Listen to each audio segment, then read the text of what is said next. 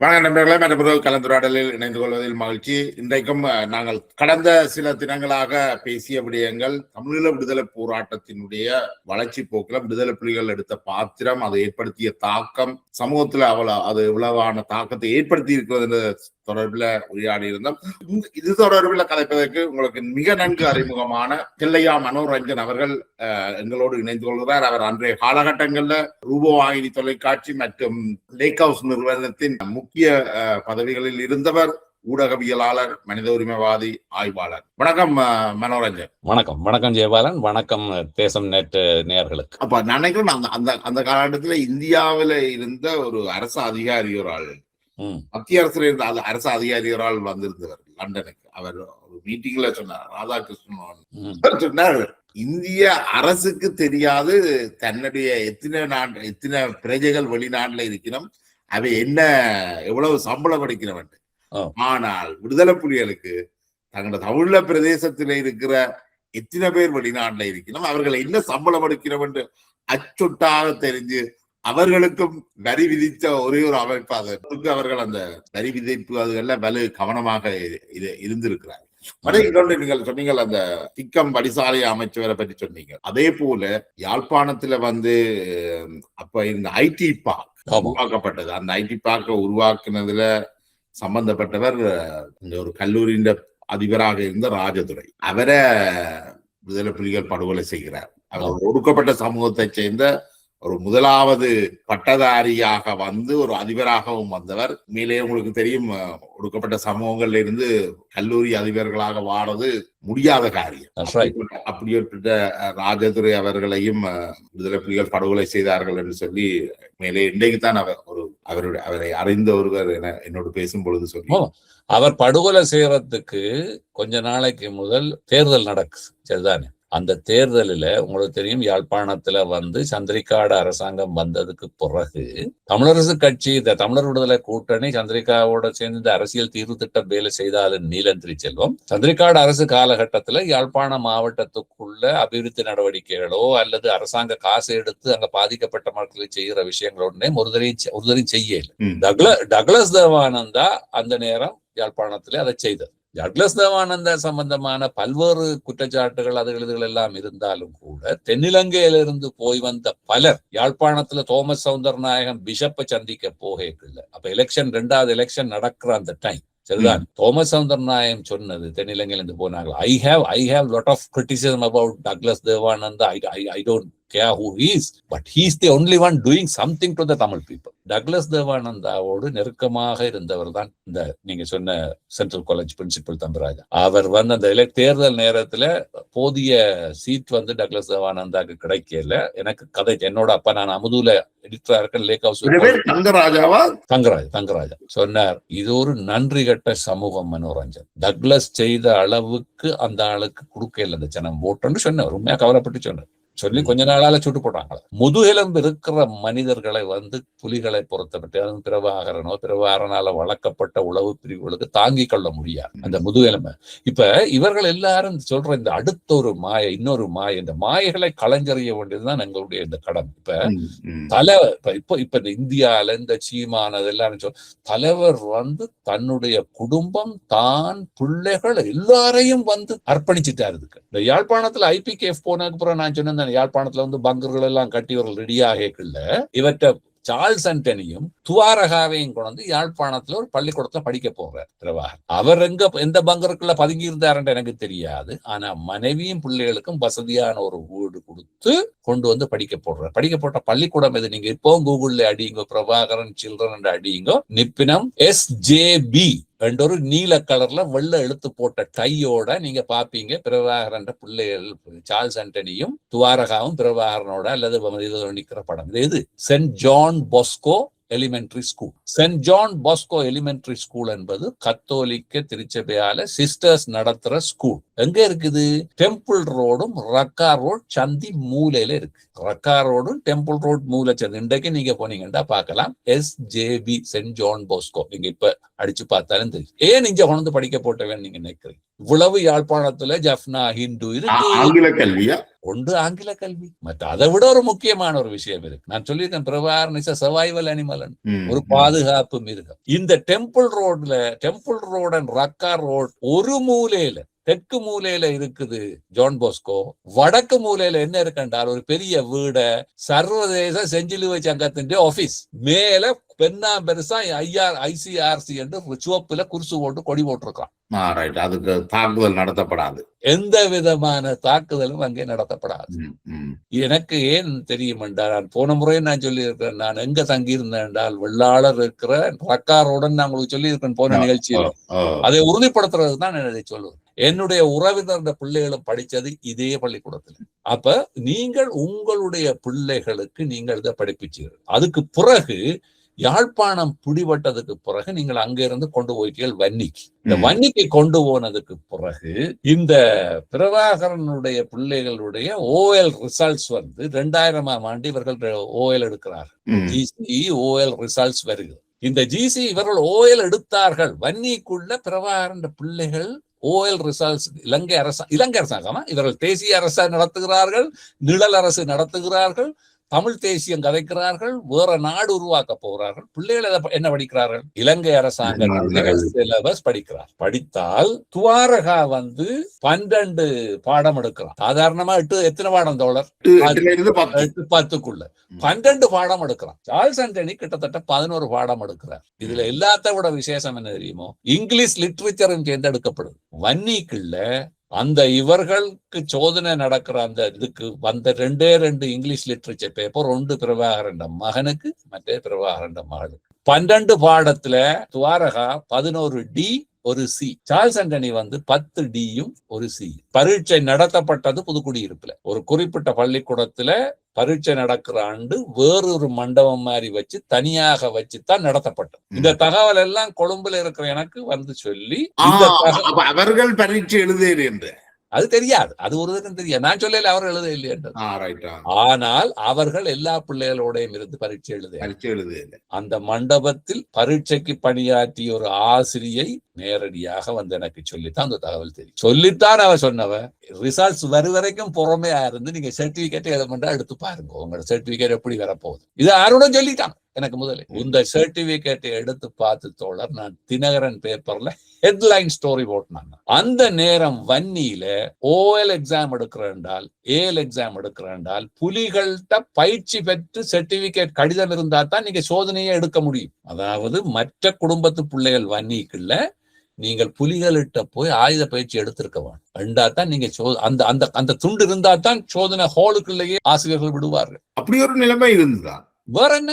நான் இதெல்லாம் ஒத்தன்டிக், நாங்கள் இதெல்லாம் அந்த நேரம் எழுதி இருக்கிறோம், அந்த நேரம் நடந்த விஷயம். எனக்கு என்னன்னா 2 விஷயம். ஒன்று, அவர்கள் சொன்ன SJV பள்ளிக்கூடத்துல பிரபாகரனுடைய பிள்ளைகள் படிச்சதோ அல்லது அவர்கள் 12 பாடம் எடுத்து பாஸ் பண்ணினதுலயோ நாங்கள் எந்த குறையும் சொல்றதுக்கு இல்லை. என்னென்றால் அவர் தன்னுடைய பிள்ளைகளை படிப்பிக்கிறதுக்கான உரிமை இருக்கு. அவர்களும் மற்ற பிள்ளைகளை மாதிரி படிக்கிறதுக்கான உரிமை அவர்களுக்கும் இருக்குத்தானே. அதிக பரீட்சை வச்சதுன்றது, பரீட்சை எழுதினார்கள் என்றது ஒரு சர்ச்சைக்குரிய விஷயம். இல்ல நீங்க முதல் விஷயத்திலேயே நீங்க உங்களோட பிள்ளைகளை கொண்டே இன்டர்நேஷனல் ரெட் கிராஸ் பாதுகாப்புல பள்ளிக்கூடத்துல படிக்க விடுறீங்க. அதே நேரம் மற்ற பள்ளிக்கூடத்துக்கு போய் யூனிஃபார்ம் போட்ட சின்ன பிள்ளைகளை காட்டி இன்னொரு ஆக்களோட பிள்ளைகளை கேட்கறீங்க. புலிகளோட சேர விருப்பம் இல்லாத ஆக்கள் கையெழுத்து கேட்டு பள்ளிக்கூடத்துல இருந்து பிள்ளைகளை கொண்டு போறீங்க. இது என்ன நியாயம்? இது ஒன்று. 2வது, வன்னியில இந்த சோதனை எந்த பரீட்சை நிலையத்தில் இவர்கள் எழுதினார்கள்? இன்றைக்கு இந்த பரீட்சை நிலையத்துக்கு பொறுப்பதிகாரியா இருந்தவர் இன்றைக்கு இருப்பார் உயிரோடு. அந்த ஆசிரியை, எனக்கு வந்து தகவல் சொன்ன ஆசிரியை இன்னும் உயிரோடு தான் இருக்கிறார். அதை முடித்ததுக்கு அப்புறம் அடுத்த கேள்வி, இதை பப்ளிஷ் பண்ணேன். இதை வந்து தினகரன்ல பப்ளிஷ் பண்ணி இதை அமுதுலையும் எழுதி இதே நேரம் தான் அந்த மற்ற கட்டுரையும் பெறுகிறது. எது? அதாலதான் இது கொளுத்துப்பட்டது. ஏண்டா இந்த கட்டத்துல வந்து UN இருந்து சிறுவர்கள் அல்லது சிறார் சம்பந்தமான இந்த ரெப்போர்ட்டர், ஸ்பெஷல் ரெப்போர்ட்டர் ஃபார் சைல்ட் ரைட்ஸ் ஒலாரா ஒட்டோன்னோ இலங்கைக்கு வாரார். அவர் இலங்கைக்கு வந்து வன்னிக்கும் போறார். வன்னிக்கு போய் அவர் சொன்ன விஷயம் என்னென்றால், சைல்ட் சோல்ஜர்ஸா நீங்க அண்டர் ஏஜ் பிள்ளைகளை நீங்க பாதிக்க கூடாது, அவர்களுடைய கல்வியை பாதிக்க எந்த வகை நடவடிக்கை. ஏன் அவர் சொல்றாரு என்றால், இந்த கட்டுப்பாடு இருக்கு. அதாவது வன்னிக்குள்ள நீங்கள் பயிற்சி எடுத்த துண்டு இருந்தா தான் சோதனைக்கு போலாம் என்ற நடைமுறை இருக்கிறது. ஏன்னா உலாரா ஒட்டணுவே நாங்கள் கொழும்புல சந்திக்கிறோம், சரிதானே? அப்ப நான் ஒரு கார்ட்டூனே போட்டிருந்தேன் நான் அமுதுல. ஒலாரா ஒட்டுன்னு சொல்றார், பிரபாகரன் நின்று ஓம் ஓம் ஐயாண்டு கேட்கிறார். கேட்டு போட்டு இவர் சொல்றார், ஓம் நான் எந்த பிள்ளைகளை ஒரு மாதிரி படிப்பிச்சு விடுறேன் பள்ளிக்கூடத்திலே. ஒலாரா ஒட்டுன்னு சொன்னது எல்லா தமிழ் பிள்ளைகளுக்கு.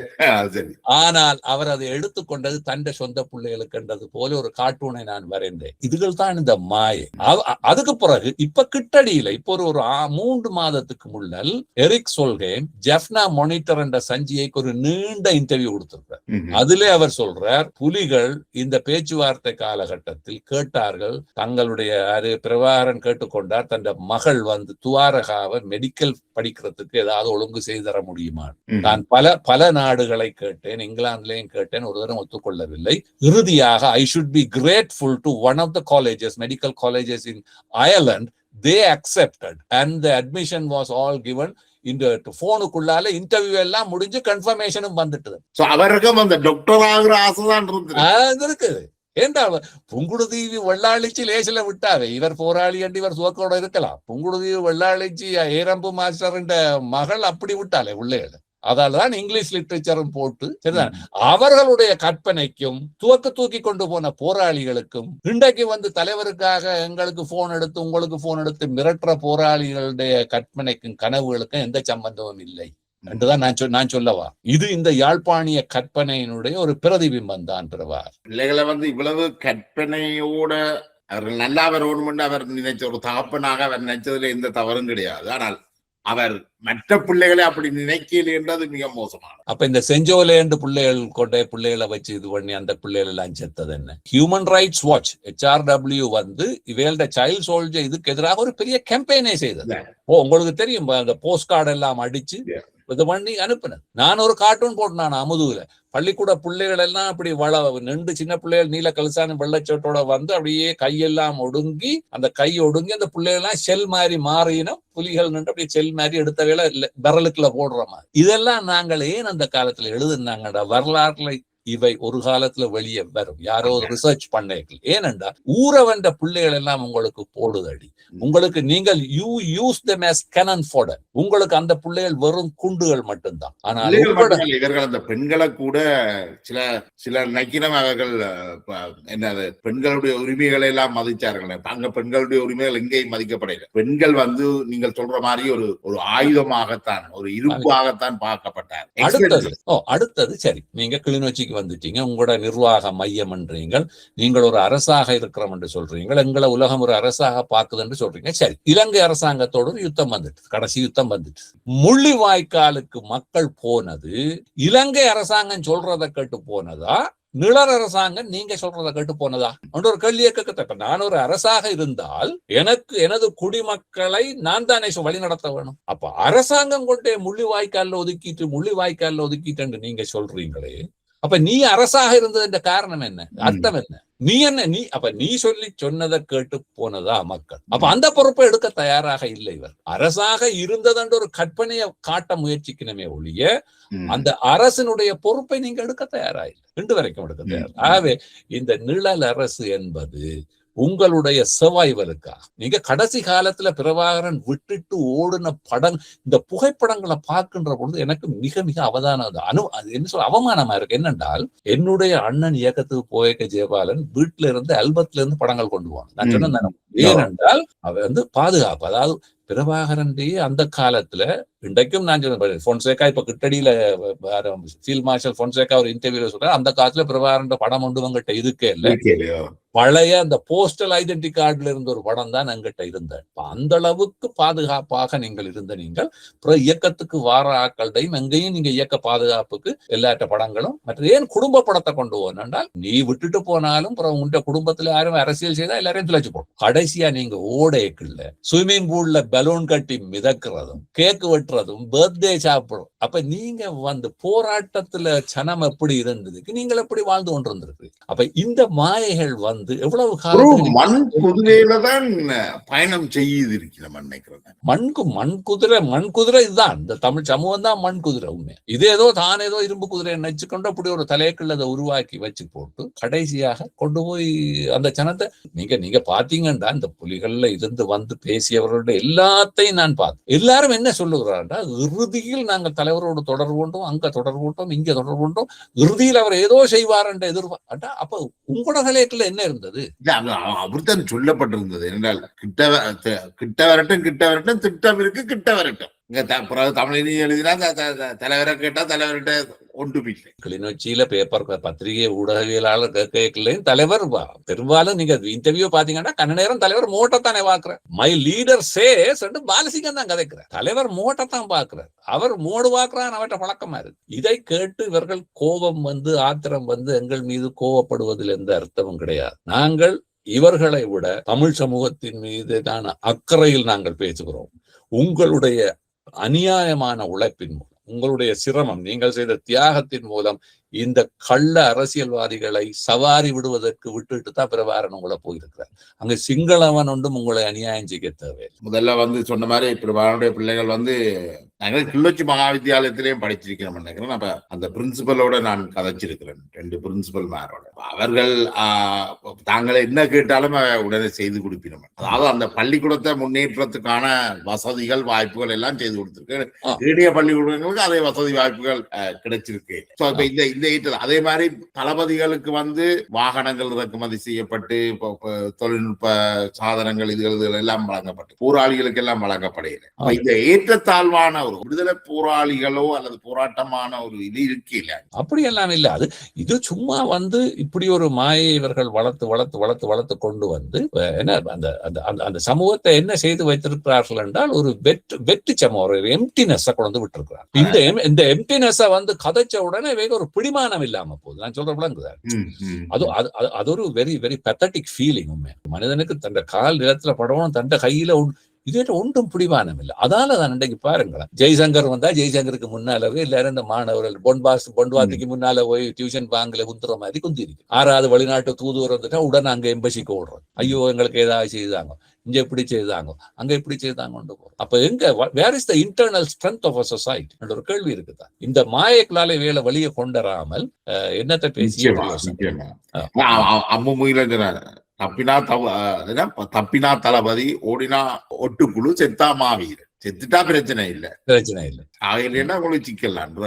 உண்மையிலேயே இது வந்து விடுதலை புலிகள் மீதான விமர்சனம், கண்டனம் என்றது எல்லாத்துக்கும் அப்பால பல்வேறு விடுதலை அமைப்புகள் இருந்தாலும் 86 காட்டத்துல விடுதலை புலிகள் இந்த ஒட்டுமொத்த விடுதலை போராட்டத்தை நீங்கள் குத்தகைக்கு அதுக்கு பிறகு நீங்கள் குத்தகைக்கு எடுத்த பிறகு நீங்கள் தான் அதுக்கு பொறுப்பு. அந்த விடுதலை போராட்டம் எங்க போகுது, என்ன வருது, அது இந்த வெற்றி தோல்வி, அதை ஏற்படுத்தக்கூடிய பாதிப்புகள் எல்லாத்துக்கும் நீங்கள் தான் பொறுப்பு. நீங்கள் இப்ப வந்து சொல்லிடாது எங்களுக்கு மேடை சரியில்லை. இப்ப இந்த கேள்விய நாங்க சிங்கள அரசாங்கத்தை கேட்கிறோமல்லோ. இப்ப எங்களை பிரிட்டன்காரன் வந்தான், எங்களை பிரிச்சாண்டான், தமிழாக்களுக்கு பள்ளிக்கூடம் போட்டு கொடுத்தான். 48ஆம் ஆண்டு வெள்ளக்காரன் போயிட்டானல்லோ. அதுக்கு பிறகு பார்லிமெண்ட் ஆக்ட் கையில இருந்தது, உங்களோட கையிலான் இருந்தது பெரும்பான்மையான சிங்கள மக்கள். அப்ப நீங்கள் தான் 48ல இருந்து இன்று வரைக்கும் நடந்ததுக்கு நீங்கள் தான் பொறுப்புண்டு நாங்கள் கேட்கிறோமோ இல்லை? கேட்கிறோம். அதே கேள்வியை நாங்கள் 86ஆம் ஆண்டுக்கு பிறகு எல்லாரையும் அடிச்சாச்சு. நீங்க அதுக்கும் சொல்றீங்க வந்து முல்லமதியாக்கள் போன்றவர்கள் சொல்லுறாங்க, தமிழ் மக்கள் கேட்டுக்கொண்டார்களாம் புலிகள்கிட்ட எல்லாரையும் ஐக்கியப்படுத்தும் கொண்டு. புலிகள் கதைச்சு பார்த்தார்களாம், சரிவரையிலையா அடிச்சு ஐக்கியப்படுத்தினார்களாம். இது இப்படி ஒரு விளக்கம் இருக்குது. அதே இன்னொன்று இருக்கு, தமிழரசு கட்சியினர் தங்களை தமிழ் இளைஞர்களை உசுப்பேற்றினார்கள், அவர்கள் தான் பிள்ளை என்றால் ஓகே, அவர்கள் பிள்ளை. ஆனால் அவர்கள் பிள்ளையண்டு தானே நீங்கள் போய் அமுதலிங்கத்தை படுகொலை செய்தீங்க. அப்ப அதுக்கு பிறகு பிரபாரணம் வளர்ந்துட்டார் தானே. 16 வயசு 18 வயசுல இல்லத்தானே அமுதலிங்கத்தின் வயசுக்கு அவரும் வந்துட்டார் தானே. அதுக்கு பிறகு நீங்கள் அமுதலிங்கத்தையும் தமிழரசு கட்சியையும் பிள்ளை சொல்லிக் கொண்டிருக்கிறாரா? அப்ப நீங்கள் எங்க பிளவிட்டு நீங்கள் இன்றைக்கு கூட உங்களால இருந்து ஆராய முடியலை என்றால் ஏன் உங்களால் அது முடியதில்லை? அப்ப உங்களால அது முடியல. ஆனா எங்கள்கிட்ட தான் திருப்பியும் நீங்கள் அதிகாரம் தரணும் மட்டும் திருப்பியும் மேல வந்து கேட்கிறீங்க. இந்த அரசியல்லையும் தங்களுக்கு ஒரு பங்கு இருக்குன்னு நினைக்கிறேன். அதனாலதான் நாங்கள் இது வந்து கிட்டத்தட்ட ஒரு மீளாய்வு. நாங்கள் இலங்கை சுதந்திரம் அடைஞ்ச காலத்தில இருந்தும் எங்களோட தமிழ்ல விடுதலை போராட்டத்தை நாங்கள் மீளாய்வுக்கு உட்படுத்துறோம். விடுதலை புலிகள் நீங்கள் வந்து உங்களோட கருத்துக்களை சொல்லணும். நாங்கள் இதுல ஏதாவது கதைக்கிற கருத்துக்கள்ல தவறு இருந்தால் நீங்கள் வாங்க, வந்து விவாதத்துல கலந்து கொள்ளுங்க. அதை விட்டு நாங்கள் அது ஒரு சின்ன பிள்ளை விட்டுட்டோம், இல்லைன்னா நாங்கள் தமிழெல்லாம் பிடிச்சிருப்போம் என்று இன்றைக்கும் வந்து சொல்லிக் கொண்டிருக்கிறதுல எந்த அர்த்தமும் கிடையாது. எந்த அர்த்தமும் இல்லை. இதுதான் இந்த நியாயாதிக்கம்ன்றது மிக முக்கியமானது. சிங்கள சமூகத்தை நீங்க எடுத்தீங்கன்னா, இப்ப முதல்ல நினைக்கிறான் நாங்க அதை சொன்ன உடனே நாங்க சிங்கள சமூகத்துக்கு ஆதரவாக கேட்கணும், நான் அப்படி சொல்ல வரேன். இப்ப சிங்கள சமூகம் வந்து இந்த சிங்கள அரசியல்வாதிகள் தங்கள் முதுகில் மேறி சவாரி விட்டு தங்களை கொண்டே இந்த யுத்தத்துக்குள்ள அமிழ்த்தி எங்களை அநியாயமாக இந்த அழிவுக்குள் கொண்டு போனார்ன்றதை சிங்கள ஜனம் ஏதோ ஒரு வகையில உணர்ந்துட்டு இன்னமும் வந்து அங்க அந்த பௌத்த மேலாதிக்கவாதமும் இந்த சங்க சபை என்று சொல்லுகின்ற பௌத்த பிக்குகளுடைய ஆதிக்கமும் இனவாத கருத்தியலும் இருந்தாலும் அதை சொல்லி அரசியல் செய்ய முடியாது, கதைத்தால் வெக்கம் என்ற நிலைக்கு சிங்கள அரசியல்வாதிகள் அதுக்கு சமூகம் கொண்டு வந்திருக்கு. 83ஆம் ஆண்டு இனக்கலவரத்துக்கு பிறகு புலிகளுடைய மிக பெரிய தாக்குதல் ஒரு 13 ராணுவ வீரர்களுக்காக, சரிதான் வீரர் என்று சொன்னாலும் குறையா பெறும், 13 ராணுவத்தினரை கொண்டதுக்காக முழு நாடு முழுக்க இனக்கலவரம் வந்ததுதான் நாங்க சொல்றோம். எல்லாருக்கும் படிவா தெரியும் அதை எப்படி இலங்கை அரசாங்கம் அதை மேற்கொண்டதுன்னு தெரியும். அதுக்கு பிறகு நீங்க நடத்தின தாக்குதல் எடுக்கும். அன்றாதபுரத்துல போய், அன்றாதபுரம் என்று சொல்றது கிட்டமுட்ட வட்டிகான் மாதிரி என்று சொல்லி, சரிதானே, ஒரு ஒரு பௌத்த சிங்கள கலாச்சாரத்தினுடைய தலைநகர். அங்க போய் சாதாரண ஒரு பொதுமக்களை நீங்க ஒரு 200 பேரை சுட்டுக் கொள்றீங்க அண்டை காலையில். சரி என்றால் அண்டைக்கு நீங்க பெரிய படையா இருக்கல, 85ஆம் ஆண்டு அது நீங்க செய்ய அண்டைக்கு எல்லா இயக்கமும் இருந்த நேரம். அண்டைக்கு அடிச்சிருந்தால் இலங்கையில ஒரு தமிழர் இருந்திருக்க முடியும். நீங்க அம்பாறையில வந்து இளம் பௌத்த பிக்குகளை கொள்றீங்க. அதையும் தாண்டி பிறகு தலதா மாளிகைக்கு பெரியவர் கொண்ட லொரி லோடோட நீங்க கொண்டு விடுறீங்க. அதுக்கு பிறகு இறுதி கட்டத்துல கொழும்புல ரயில்வே ஸ்டேஷன்ல இருந்து, ட்ரெயின்ல இருந்து, பஸ்ல இருந்து எங்கேயாவது சிங்கள ஜனம் கொதிச்சதா? இதை நான் ஒரு சமூகவியல் ரீதியா தான் நான் பார்க்கிறேன். ஏனென்றால் அந்த சமூகம் வந்து ரிஃபைன் பண்ணப்படுது. கலவரங்கள் என்று எடுத்தா 56 கலவரம், 77ஆம் ஆண்டு கலவரம், 83 கலவரம். இந்த 3 கலவரத்திலையும் இறந்தவர்களுடைய எண்ணிக்கையே ஒரு ஆள் செத்தாலும் செத்ததுதான். ஒரு ஆளுடைய இறப்பு தான். ஆனால் எண்ணிக்கை என்ற அடிப்படையில் பார்த்தா ஒரு 1000 பேருக்குள்ள தான் இருக்கிறதுக்கு வாய்ப்பு இருக்கு. ஆனா நாங்கள் திலோவி அடிக்கைக்கு ஒரு 300ல இருந்து 600 பேர், மாத்தையாவை அழிக்கைக்குள்ள ஒரு 300ல இருந்து 600 பேர், கருணாவை அழிக்கைக்குள்ள 600 பேர் வரை. அதுக்கு பிறகு அழிக்கைக்க சில ஆயிரங்கள். அது நீங்கள் சொல்லிக்குள்ள நான் சொல்ல முடியாது. இந்திய ராணுவம் வெளியேறி போய்கொண்டிருக்க அது ரத்த ஆறுதான் ஓடினது. ஆயிரக்கணக்கில் சில ஆயிரங்கள் பேரை நீங்கள் கொலை செய்திருக்கு, வலுக்கட்டாயமாக சேர்க்கப்பட்ட பிள்ளைகளவே. அப்ப இப்படி நாங்கள் ஒவ்வொன்றையும் பார்த்தோம் என்று சொன்னால் நீங்கள் செய்த படுகொலை மிக அதிகமாக இருக்கு. அப்ப நீங்க இதை ஒரு இனப்படுகொலை என்றே சர்வதேசம் ஏற்றுக்கொள்ளாததுக்கு மிக முக்கிய காரணம் விடுதலை புலிகள். அதான் இந்த தன்மை வந்து உண்மையிலேயே அந்த நேர்மையாக உண்மையிலேயே எங்கட சமூகத்துக்கு ஒரு விடுதலை போராட்டம் தான் நடக்குது என்று நம்பி போய் புலியில சேர்ந்து சண்டை பிடிச்ச புடியங்கள் இருக்குதான். அவங்களுக்கு செய்யற பெரிய ஒரு அநீதி. இந்த மூடி மறைப்பும் இந்த பம்மாத்து கதைகளும் இந்த மாயம் வந்து உண்மையாக போய் கையால் இழந்து போய் இன்றைக்கு குடும்பங்கள் இழந்து பெண் பிள்ளைகள் வந்து போய் இந்த இயக்கத்தை நம்பி போய் வந்து இன்றைக்கு சமூக அங்கீகாரிகள் இல்லாமத்தான் இந்த பிள்ளைகள் இருக்கு. இன்றைக்கு யாழ்ப்பாணம் வன்னிக்குள்ள இந்த பிள்ளைகளை காய்ச்சி கொஞ்சம் ஆழமா கதைச்சு பாருங்களேன். என்ன நீ இந்த பங்கருக்குள்ள 10 பேரோட படுத்த வந்து கதைக்கிறாங்க என்ற லெவலுக்கு தானே வச்சிருக்கீங்க. இத்தகைய ஒரு வலி நிறைந்த விஷயத்தை நாங்கள் பேசுவதற்கு துணிவில்லாமல், ஒரு ஆன்ம பலம் இல்லாமல் இந்த சமூகம் முன்னுக்கு போகும் என்ற ஒரு கற்பனையில் இருப்பது வந்து ஒரு மிகவும் வேதனையானது. நானும் நீங்களும் உரையாடுறது வந்து எங்களுக்கு எந்த விதமான நலன்களோ வேறு வெஸ்டர்ன் இன்ட்ரெஸ்டோ எதுவுமே அல்ல. இவ்வளவும் கதைக்கிறதுன்ற அர்த்தம் வந்து இலங்கை அரசு வந்து இன ஒடுக்குமுறையை மேற்கொள்ள இல்லை. இலங்கை அரசாங்கம் இன ஒடுக்குமுறையை மேற்கொண்டு அது சுதந்திரம் அடைந்த காலத்துல இருந்து அந்த இன ஒடுக்குமுறை மேற்கொள்ளப்பட்டது. ஆனா இந்த இன ஒடுக்குமுறையை நாங்கள் கையாண்ட முறை அமைஞ்சதால எங்களுக்கு தமிழர்களுக்கான அந்த நியாயம் பிந்திக் கொண்டு வருது, கிடைக்கிறது எங்களுக்கு. அது வந்து நாங்கள் கையாளுற முறையில இருக்கிற தவறுகளால, குறிப்பாக நாங்கள் இன்றைக்கு கிட்டத்தட்ட ஒரு 30-40 ஆண்டுகள் பின்னுக்கு போயிருக்கோம். அது இலங்கை அரசாங்கத்தாலே அல்ல, எங்களுடைய தவறான அரசியல் முடிவுகளாலையும் அரசியல் நகர்வுகளாலையும். இன்றைக்கு எங்களுக்கு இனப்பிரச்சனைக்கான தீர்வு கிடைக்கிறதுலையும் உள்ள மிகப்பெரிய தடை வந்து இந்த விடுதலை புலிகளினுடைய போரத்தனம். அதை நாங்கள் புரிந்து கொண்டு அதை நீக்காமல் அன்னைக்கில இலங்கையில ஒரு சுமூகமான நிலை ஏற்படும். அதான் உண்மை. என்றால் இப்ப இதுல கேட்கிற கனவேர் நான் பார்த்திருக்கேன். நீங்க சரி பிரபாகரன் ஒட்ட கருத்தியில போனார், நீங்க சரி ரெட்ட கருத்தியில் இருக்க, நீங்கள் என்னத்தை செய்து கிழிச்சியல் தமிழாக்களுக்கு? புலிகள் அதெல்லாம் அழிஞ்சு போச்சுது, உங்களால தமிழாக்களுக்கு என்னத்தை எடுத்து கொடுக்க முடிஞ்சது? நீங்கள் என்ன செய்தீங்கள்? புலிகள் இருந்த காலத்துல இதெல்லாம் கதைக்க இல்லை, நீங்கள் இப்ப கதைக்கிறீர்கள். புலியும் பிரபாரணம் பொட்டமானம் இருந்தா தெரியும் உங்களுக்கு, இப்படி கதைக்கணுமல்லோ. ஆனா நீங்களும் ஒரு வேணும் என்றால் ஒரு அதுக்கண்டு வேறையா ஒரு ப்ரோக்ராம் செய்வோம். நாங்கள் அந்த நேரம் இத தமிழ் மக்கள் சர்வைவ் பண்ணி இதுக்குள்ளால தமிழ் மக்களுக்கு ஒரு தீர்வு வர வேணும் என்றதுக்காக எங்களுடைய சுயமான அரசியல் நலன்களுக்கு அப்பால இருந்து நாங்கள் என்ன செய்தோம். நிச்சயமாக நீண்ட உரையாடல் நினைக்கிறேன். நான் இதை முடிவுக்கு கொண்டு வந்தோண்டு நினைக்கிறேன். மற்ற உரையாடல்ல நாங்கள் இன்னும் சில பக்கங்களை பார்க்க வேண்டி இருக்குன்னு நினைக்கிறேன். இன்னும் நாங்கள் தொடாத நிறைய விஷயங்கள் இருக்குது. ஏன் நாங்கள் இந்த நிலைக்கு வந்திருக்கிறோம், அடுத்தது இந்த நிலையில இருந்து அடுத்தது எங்க போறோம், அதுகளை நாங்கள் பார்க்க வேண்டிய கிட்டத்தட்ட ஒரு 50 ஆண்டு போராட்டத்தை நடத்தி இருக்கிறோம். அப்ப அதை மீளாய்வு செய்யறதுக்கும் ஒரு நீண்ட கால பகுதி எடுக்கும். அது அவ்வளவு இலகுவாக எல்லாம் நாங்கள் மீளாய்வு செய்திட முடியாது. நான் நினைக்கிறேன் தொடர்ச்சியாக இந்த உரையாடலை தொடரோடும். அடுத்த மீண்டும் ஒரு முறை சந்திக்கும் வரை உங்களுடைய நேரத்தை ஒதுக்கி எங்களோட இவ்வளவு கருத்துக்களையும் பகிர்ந்து கொண்டவங்க மிக்க நன்றி தோழர். நன்றி ஜெயபாலன், நன்றி.